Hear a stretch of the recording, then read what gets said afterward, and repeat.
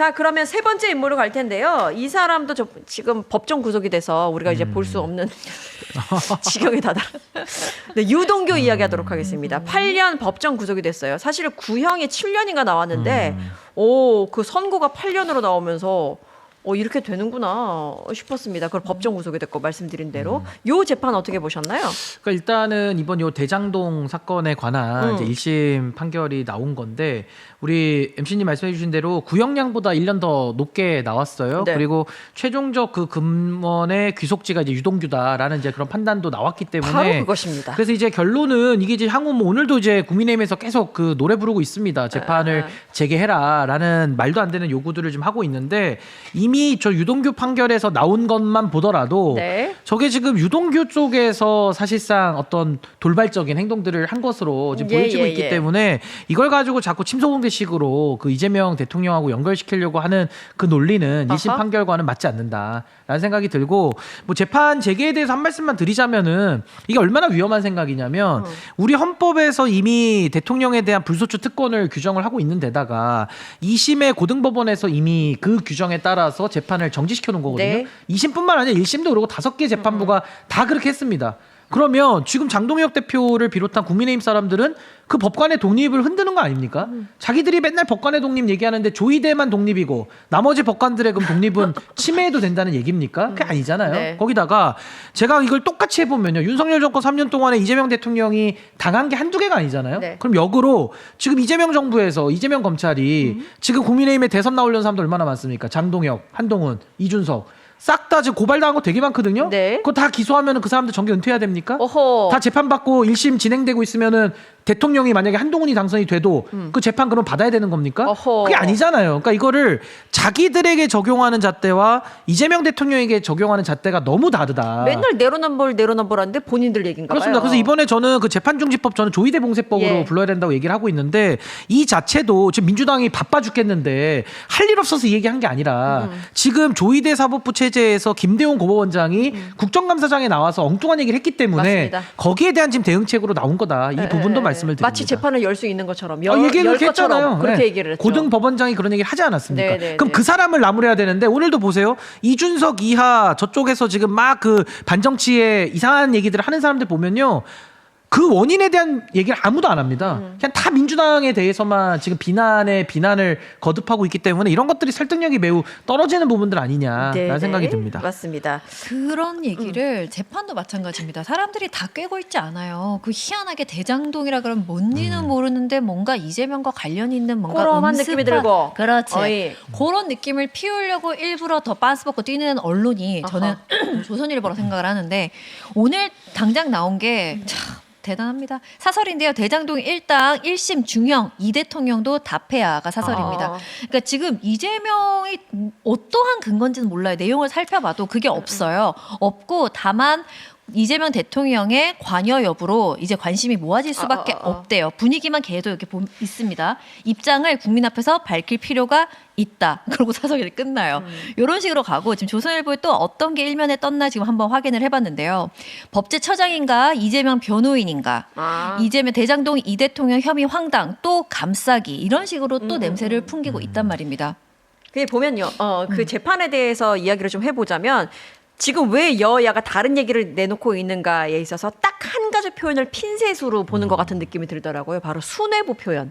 수뇌부의 어떤 지시로 인해서. 그렇다면 수뇌부의 범위가 어디까지냐. 이거 듣고 한쪽에서는 이거 지금 이재명 얘기하는 거잖아. 이렇게 표현을 하고 있고 다른 데서는 지금 완전 이재명의 혐의가 벗어났다라고 이야기를 하고도 있는 상황인데 이게 사실 전체적인 맥락을 봐야 맞는 건지 아니면은 요만한 키워드를 보고 그것을 갖다가 해석을 하는 것이 맞는 건지 법조인으로서. 아니, 그러니까 만약에 수뇌부를 우리가 전제하고서 그 얘기를 한다면 유동규한테 이익이 다 귀속됐다 이런 말을 할 이유가 없고 그렇죠. 그러면 유동규 입장에서는 사실상 범행에 가담하더라도 가담 정도가 가장 적다고 봐야 될 거 아니겠습니까? 근데 유동규에 대해서는 검찰 구형량보다 1년 더 나왔거든요. 그러니까 이게 논리적으로 안 맞는 거예요. 그리고 수뇌부의 결정이라는 것이 그러면은 저 도시개발공사의 유동규보다 위에 도시개발공사 사장도 있고 또 성남시에도 지휘라인들이 굉장히 많잖아요. 그럼 그 안에 수뇌부가 누구를 말하는 거며 또 그들의 결정이라는 것이 범행을 모의한 결정이다라고 해석하는 것은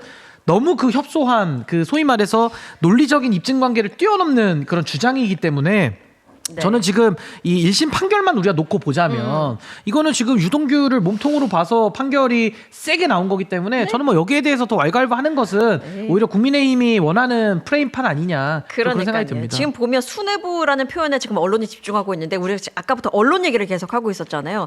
지금 신인규 변호사님이 말씀하셨던 그 내용, 아까 그 김용한테 줬다고 했던 김용 대변인 전 대변인한테 줬다고 했던 3억 원마저 유동규가 다 먹었다고 지금 재판부에서는 판단하고 있고 남욱 변호사가 과거에 진술했었던 정진상 김용에게 돈이 전달됐다고 했던 진술을 번복했고 말이 다 바뀌었죠. 네, 다 바뀐 부분 이런 부분이 있는데 지금 언론에서는 다른 쪽으로 방향을 트는 듯한 느낌이 들어가지고 그리고 제가 하나만 더 네네. 추가하면 지금 뭐 배임죄 얘기도 나오잖아요. 아, 예. 이게 아무래도 한꺼번에 좀 던져지다 보니까 좀 헷갈리실 수도 있는데 배임죄 부분도 지금 뭐 기업 회장들 보면 배임죄로 다 걸려가지고 무죄 나온 경우들도 많아요. 그만큼 구속용건이 어렵죠. 포괄적이고 판사의 재량에 따라서 판단이 다른 겁니다. 예를 들면 이번에 공직선거법 허위사실에 관한 개념도 1심 판사 다르고 2심 판사 다르고 대법관들 다르잖아요. 그러니까 이런 식으로 판사들끼리도 내용이 다르면 이건 형벌의 제1원칙인 명확성의 원칙이 일단 안 맞는 거고 의심스러울 때는 피고인의 이익으로 하라라고 하는 이 형사사법의 대원칙이 있어요.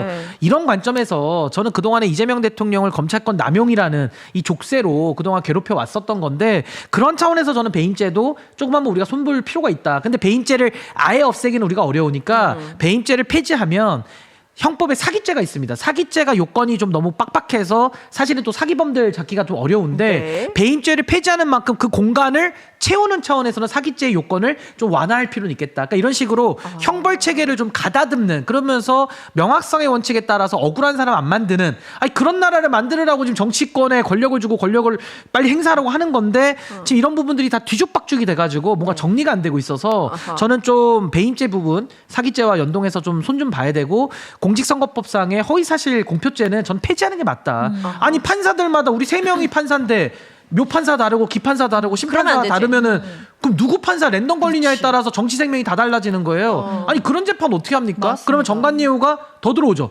그러면 우리 기추자 판사님 연결해 달라고 할 거 아니에요. 그러니까 이런 식의 이거는 좀 형벌의 원칙에 맞게 가는 게 저는 맞겠다. 인생에 저는 그렇게 관련된 봐요. 운빨에 맡기는 게 이게 말이 되냐. 아, 그리고 방금 법적으로 설명을 잘 해주셨으니까 저는 늘 이제 사랑하고 아끼는 우리 조선일보를 항상 열심히 보는 이유가 네. 조선일보가 보면은 너무 짜릿하고 미쳐서 읽는다기보다는요.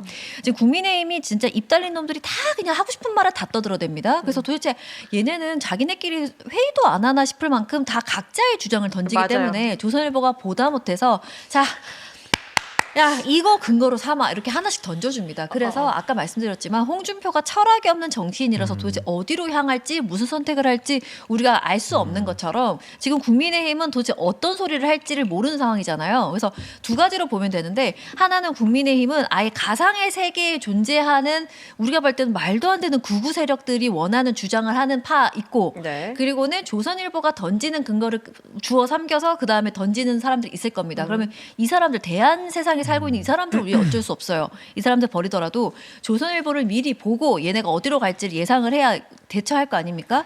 지금 어떠냐면은 이런 식으로 나오고 있어요. 아까 말씀드렸던 조의대 방지법으로 이름 바꿔야 된다는 이재명 재판 중지법이라는 요거 있지 않습니까?